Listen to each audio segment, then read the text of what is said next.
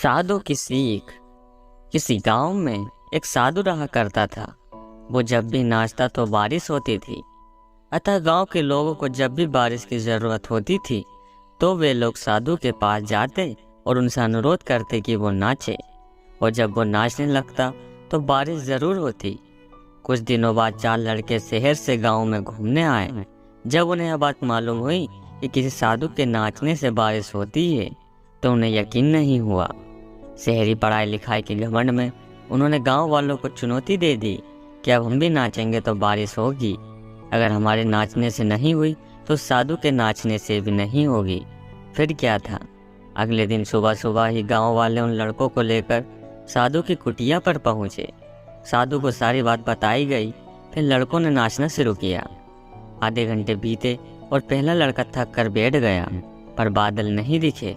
कुछ देर बाद में दूसरे ने भी यही किया और 1 घंटा बीतते बीतते बाकी दोनों लड़के भी थक कर बैठ गए, पर बारिश नहीं हुई।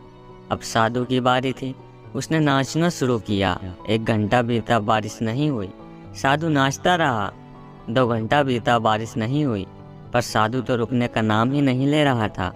धीरे धीरे शाम ढलने लगी कि तभी बादलों की गड़गड़ाहट सुनाई दी और जोरों की बारिश होने लगी। लड़के दंग रह गए और तुरंत साधु से क्षमा मांगी और पूछा, भला ऐसा क्यों हुआ कि हमारे नाचने से बारिश नहीं हुई और आपके नाचने से हो गई? साधु ने उत्तर दिया, जब मैं नाचता हूँ तो 2 बातों का ध्यान रखता हूँ। पहली बात, मैं ये सोचता हूँ कि अगर मैं नाचूंगा तो बारिश को होना ही पड़ेगा, और दूसरी ये कि मैं तब तक नाचूंगा जब तक कि बारिश ना हो जाए।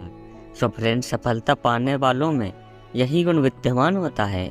वो जिस चीज़ को करते हैं उसमें उन्हें सफल होने का पूरा यकीन होता है, और वे तब तक उस चीज़ को करते हैं जब तक कि उसमें सफल ना हो जाए।